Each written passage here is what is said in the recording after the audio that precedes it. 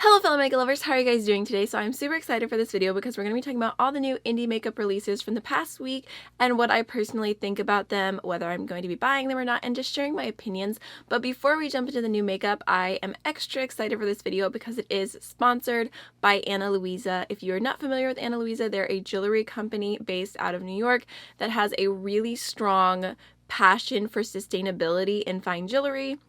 They kind of strive themselves on having fair prices, having amazing quality, and also using 100% recycled gold and sterling silver in their products, which I think is amazing. I love that not only do they make beautiful, high-quality pieces, but they also care about the environment, working ethically with responsible production, sustainability, long-lasting jewelry, creating less waste.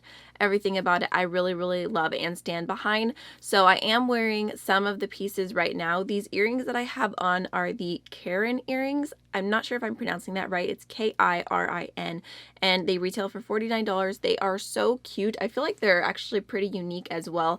And one of the things I love about their jewelry is that they have a lot of like dainty options, which is definitely what I go for. I like my jewelry to be more on the simple side, so I like that they're dainty, but they're also unique at the same time. So I really, really like these. I think they look so cute and they could pretty much go with anything. They're very easy to pull off.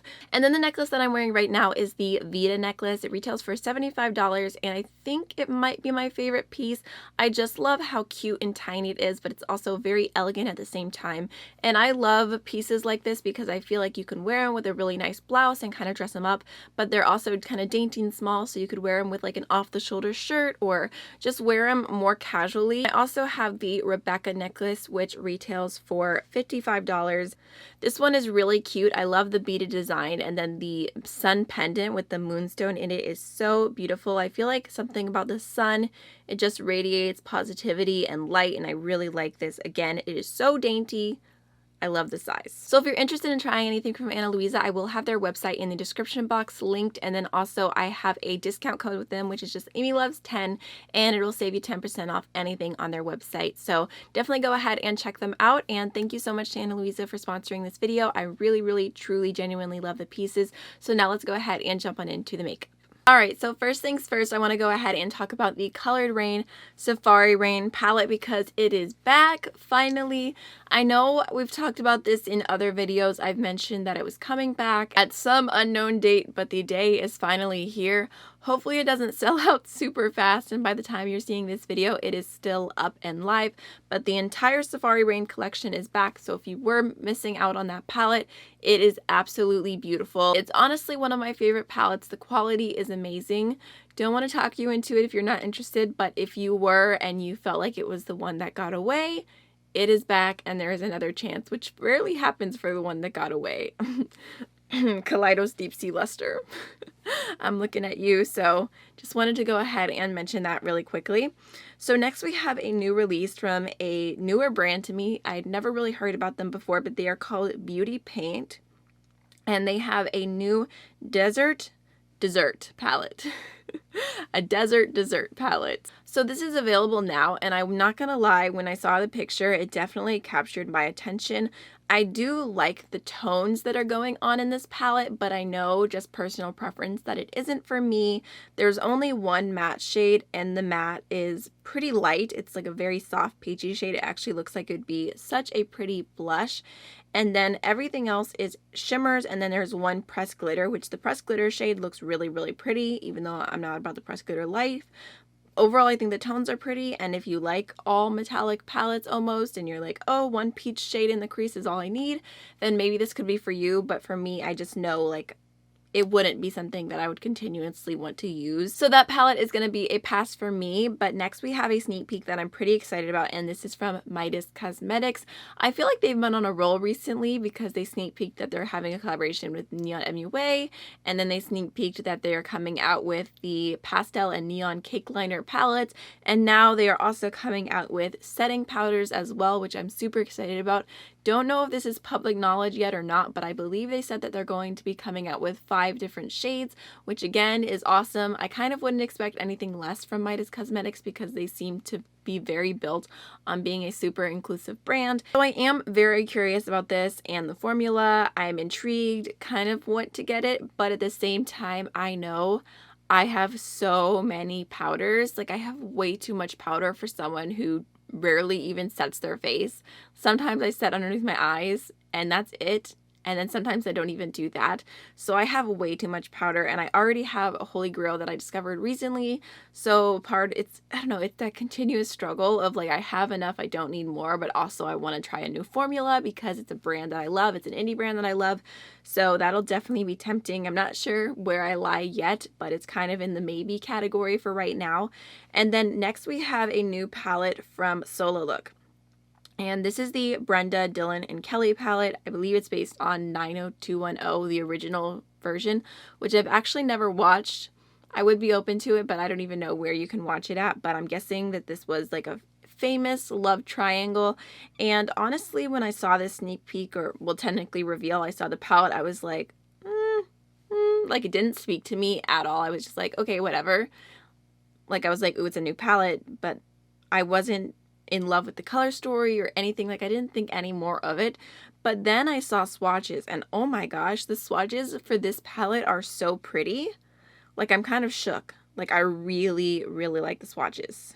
Honestly, the swatches kind of sold me. Like I originally looked at the palette and I was like, nah, don't need it. But I keep looking at the swatches and I'm like, wow, that is such a pretty color story. I love that it has like the pinky reds.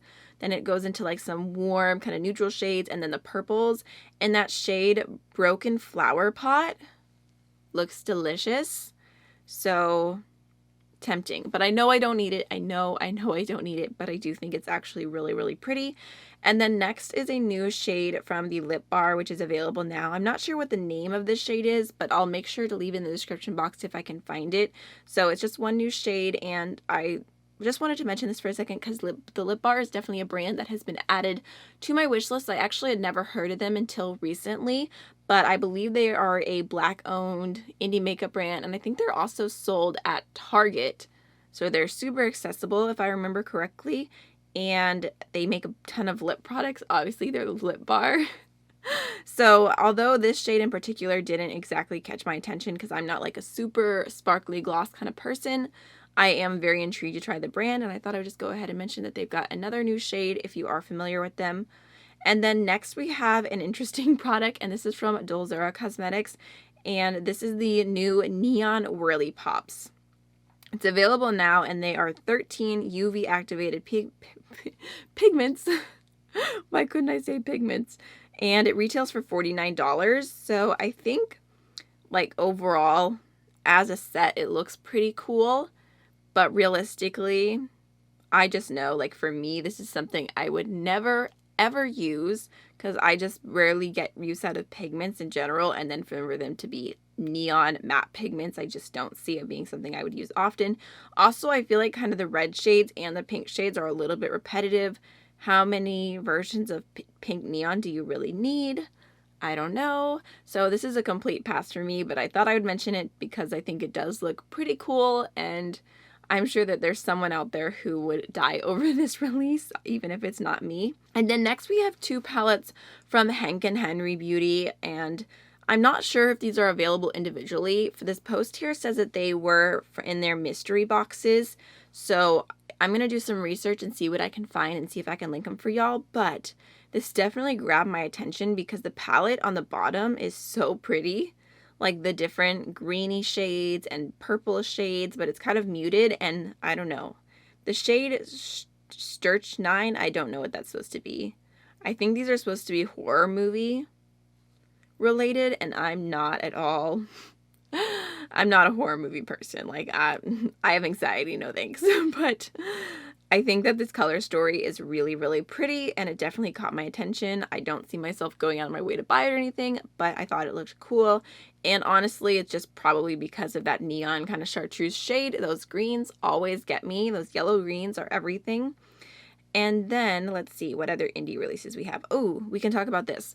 I mentioned last week that Lethal Cosmetics is coming out with a new collection, and the palette, I was like, oh, it looks kind of pretty, but I can't really see what it looks like in this lighting because it was just odd lighting because it was kind of, it looked like it was at a party and it was part of like a photo shoot. So I just wanted to see the palette in natural lighting as it is, and then I would be able to decide whether it was something I would want or not.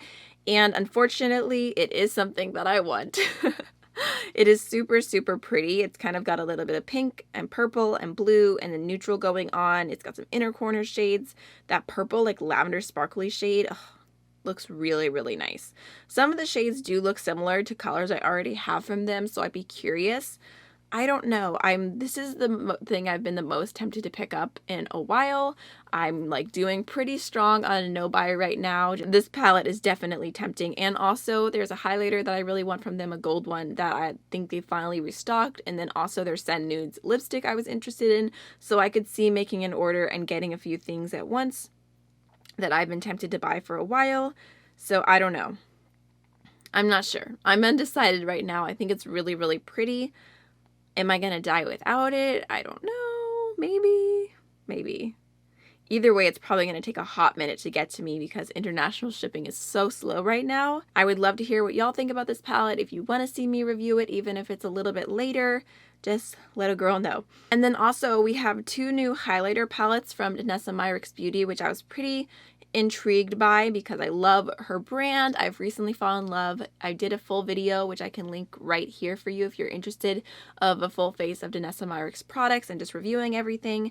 And honestly, I'm not gonna lie, I didn't even realize that these were new because the lighter Lightworks palette, I swear I saw Bailey B do a video and talk about that one. I don't know if I'm crazy. I heard the formula is really good and they both look pretty, but for me personally, I am so over buying palettes that have like a little something for each skin tone. I just feel like at the end of the day, I mean, I prefer that over a brand that just does one palette for one skin tone. I'd rather them do one palette with a little bit of something for everyone. But at the end of the day, it's always a little bit wasteful because there's shades that I'm never going to use, never going to touch. And I can feed myself the lie that I'll use them as eyeshadow, but let's be honest, I'm not going to. I have plenty of eyeshadows already, so it's a pass for me.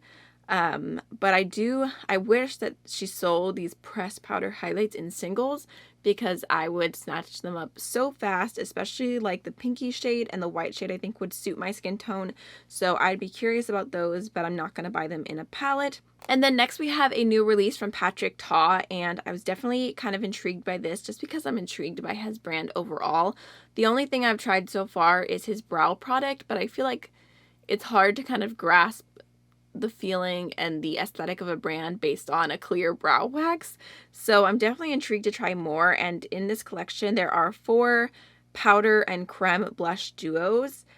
And they look pretty, but none of them are specifically calling to me. I also don't like the packaging on his compacts because you open it from underneath and it's actually quite odd. It's an odd feeling. It's not very... I don't know. I don't really get it. It's hard to explain, but I don't like it. And then there's also 4 lipsticks, and it looks like 4 lip crayons as well. The lipsticks look pretty. I'm definitely more of a nude person, so of course that's the shade that I went to. But it does look very, very peachy and warm, and sometimes light, super peachy lipsticks, they just don't look the best on me. So I don't know. I feel like this collection as a whole, it's like very aesthetically pleasing. It looks pretty. I want to try more from him. But it's just not something where I'm like, yes, that's it. That's what I need to try. I'm just like, oh, it's nice for someone else, but not really for me. And then also we've got a little sneak peek from Lacquer. And I feel like this is the only nail polish brand that I talk about. I really, really need to expand. But honestly, I have just a few random polishes from other brands, and then everything that I own is Lacquer or KL polish because I just love their brush, and I feel like it makes doing nails so much easier when you stink at doing nails. I'm actually wearing KL polish Matanzas right now, which I don't know if I'm pronouncing that right, but it means murders or slaughters, which I was definitely not expecting for this color. I don't know where that comes in unless someone was like, dang, that's a killer color, and they're like, Matanzas. I don't know. But anyways, nail polishes. I'm always so tempted by every collection. Yep, we haven't seen anything yet, but it looks like it's probably going to be very colorful. It looks like it's kind of fruit inspired. There's one called Berry, which I would prefer more if it was called Harry, but to each their own. But anyways, I'm excited to see what the colors are, and hopefully they're not beautiful so I can talk myself out of buying them. But now let's go ahead and jump on into just a few mainstream releases. Let's see, I have 2 different things I want to talk about, which I like to kind of leave the mainstream towards the end, but sometimes I just have things I need to say. So first is a new summer collection from e.l.f., and I can't remember what this is called exactly. I think it's like the retro something, but this definitely grabbed my attention. This eyeshadow palette is so cute. Like, good on you, e.l.f. This is adorable. I really like it. Like the neutrals with like the pops of pastels. I don't know. I think it looks really, really pretty. I talked myself out of it because at the end of the day, I know I don't need it.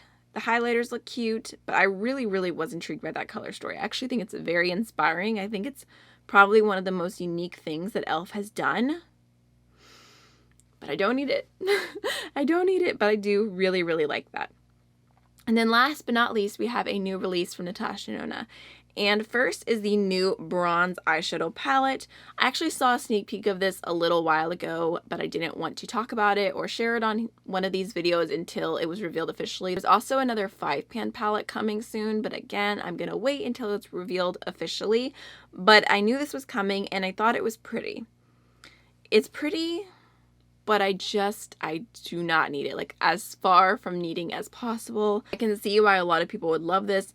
And if you've been waiting to buy a bigger neutral palette from Natasha Denona and these are your tones, I think it looks nice. If you love a good bronze eye, this is probably all for you. All I know is for me, I do not want to get sucked up into the hype on this palette, so I'm just gonna like not think about it, not watch reviews on it, pretend that it doesn't exist because I know that it's not something I need by any means. And in a few months, I'm just gonna be like, oh, I'm so glad I didn't buy that. So we're gonna wait for that time to come. And then next, I wanted to talk about the new cheek palette from Natasha Denona, and this is the bronze cheek palette.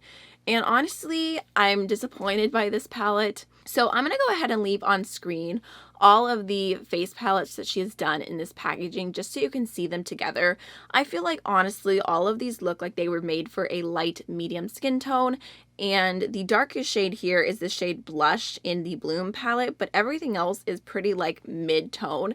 And I can say from being someone who's super fair that swatching these palettes in store, of course I haven't touched the new one in store, but seeing the others, every shade was a little bit too dark for me. And even the palette that I did buy, the Love one, almost all of them ended up being blush shades except for one, the light pink one that was like more sparkly I could make as a highlighter.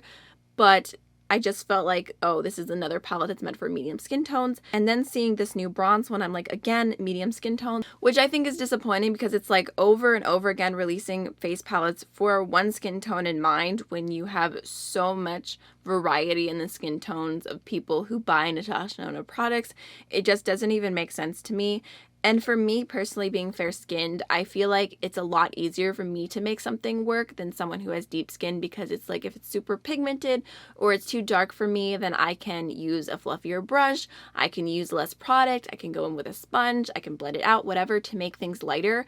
But on the opposite end of the spectrum, like if something is ashy, if something is too light, I feel like there's just no fixing it. And as much as I love Natasha Denona's products, I expect better. And even I was looking through the Sephora website and I noticed that like all the mini face products are all geared towards light medium skin tones. And I'm like, why don't they have minis for deep skin tones? Why? So I definitely was disappointed by this release. I hope that people will speak up and make some noise and hopefully they'll hear us, because it's just disappointing. And I saw someone recently, gosh, I want to say it was Faces by Gina. She did a post and she was talking about how she wished that people would kind of do the same thing that they do for like only buying cruelty-free makeup, but making it as like only buying makeup that's inclusive. It's like you look at a brand and you're like, oh, they're not cruelty-free, I'm not going to buy from them.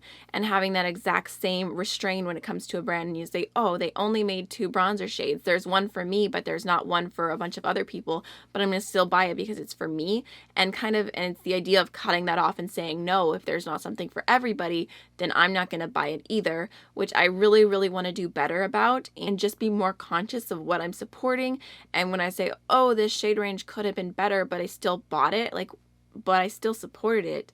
So I know that I've done that in the past and I really want to get better about not doing that. So I think that's something that applies to this situation here, because if you're looking at this palette and you're like, oh yeah, it will work for me, then maybe stop and think, but will it work for other people? Is there another option for other people? Is this like I'm the only one getting catered to? So just something to keep in mind. I'm not perfect by any means. I don't expect anyone else to be perfect, but I think that if everyone does their part in trying to be better in small ways, it'll make a giant difference. So I definitely encourage you guys to think about maybe having the same mindset and thinking like, how can I rethink how I shop and making sure that I'm supporting brands that are also truly inclusive, not just posting a black square, but making products for the people that they say that they care about, you know? So that is everything for today's indie makeup releases. I hope you enjoyed it. Thank you again to Ana Luisa for sponsoring this video. Don't forget to check them out down below, and I will see you all in the next one. Bye.